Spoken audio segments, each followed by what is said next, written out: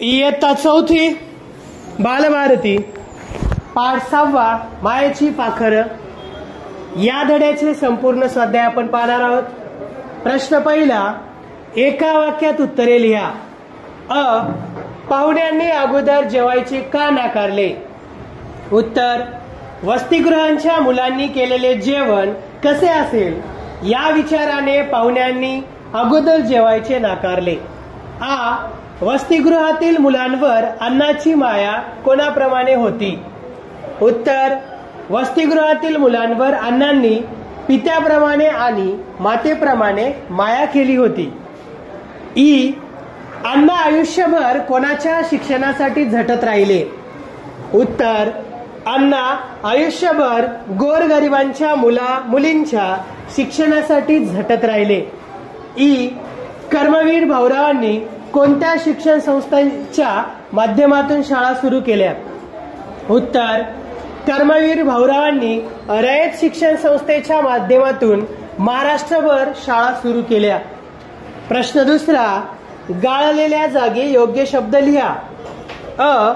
संस्थेच्या आवारात एक मोठे टिंब होते। वडाचे झाड होते। स्वतःची टिंब त्याच्या अंगावर घातली। कांबळी। त्या मुलांपैकी कितीतरी जणांना टिंब नव्हती। उत्तर, आई। अण्णा, आपण खरेखुरे या मुलांचे टिंब आहात। उत्तर, आई बाप। पुढचा प्रश्न तिसरा, कोण कोणाला म्हणाले? आता इथंच मुक्काम करा। उत्तर, भाऊराव पाटील पाहुण्यांना म्हणाले। जा रे, स्वयंपाकघरात काही शिल्लक असेल तर घेऊन ये बघू। उत्तर, भाऊराव पाटील वसतिगृहातील एका मुलाला म्हणाले। आपणास उदंड आयुष्य मिळो।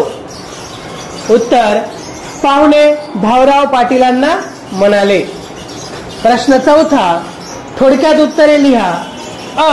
लेखक उपाशी आहेत हे समजल्यावर अण्णांनी काय केले? उत्तर, त्यांनी एका मुलाला स्वयंपाकघरात शिल्लक असेल ते पाहून आण म्हणून पाठवले। मुलगा पिठले भाकरी कांदा एका ताटात घेऊन आला। लेखकाला हे अन्न रुचकर लागले। मध्यरात्रीनंतर कोणता प्रसंग घडला? उत्तर, मध्यरात्रीनंतर अण्णा कंदील घेऊन प्रत्येक मुलाला झोप लागली की नाही, त्याच्या अंगावर पांघरून आहे की नाही ते पाहू लागले। एक मुलगा थंडीत कुडकुडत होता। अण्णांनी त्याला उचलले व स्वतःच्या बिछाण्यावर आणून झोपवले। स्वतःची कांबळी त्याच्या अंगावर घालून त्याला आपल्या पोटाशी धरले। त्या उभेत तो झोपी गेला। सकाळी उठल्यावर लेखकांच्या तोंडून कोणते उद्गार निघाले? उत्तर, सकाळी उठल्यावर लेखक अण्णांना कडकडून भेटले। नकळत त्यांच्या मुखातून शब्द बाहेर पडले।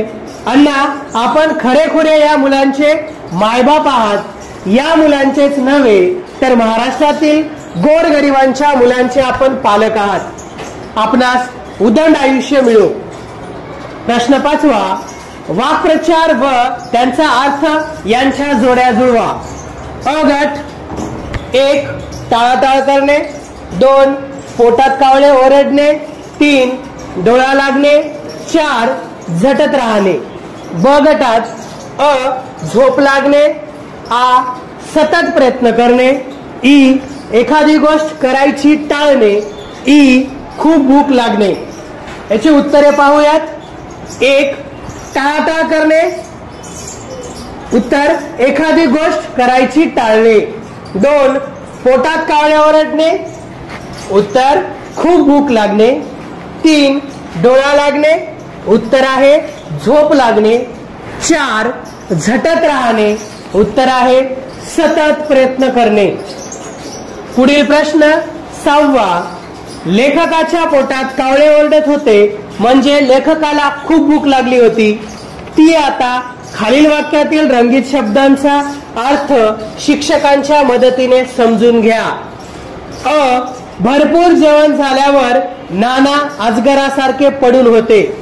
उत्तर नाना अजगरासारखे म्हणजे सुस्त पडून होते. आ दुपारच्या वेळी हळूच खाऊ घेताना बंड्या अजिबात आवाज होऊ देत नाही, म्हणून त्याला सगळे मांजरीच्या पायाचा म्हणतात. उत्तर बंड्याला मांजरीचा पायाचा म्हणजे आवाज न करणाऱ्या पायांचा म्हटले आहे. पुढचा प्रश्न 7वा लिहा. लेखकाला कर्मवीर भाऊराव पाटलांबद्दल अत्यंत आदर आहे. तसा तुम्हाला आदर वाटणाऱ्या व्यक्तींबद्दल 5 ते 7 ओळीत लिहा. उत्तर माझी आई शाळेत एक शिक्षिका आहे. ती घरी आल्यानंतर घरामागच्या झोपडपट्टीत राहणाऱ्या गरीब मुलांना घरीच शिकवणीसाठी बोलावते. त्यांची विनामूल्य शिकवणी घेते. शाळेत जाऊन मुलांमध्ये मूल्य आदर्श रुजविण्यासाठी थोर पुरुषांचे कथाकथन करते. दरवर्षी एका गुणवान पण अत्यंत गरीब मुलांच्या उच्च शिक्षणासाठी पैसे जमा करून देते. अशा माझ्या आईचा मला अत्यंत आदर वाटतो. पुढचा प्रश्न 8वा. सुरुवातीला एक वाक्य दिले आहे. तुमच्या मनाने पुढील वाक्य लिहा. सकाळची वेळ होती. तर पुढील वाक्य तुमच्या मनाने तुम्हाला लिहायचं आहे. बागेत गेल्यावर मला एक आळी दिसली.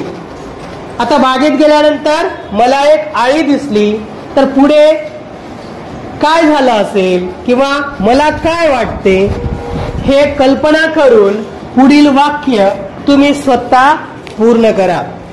तर या संपूर्ण पाठाचे स्वाध्याय सुंदर अक्षरात लिहा आणि वाचन करा.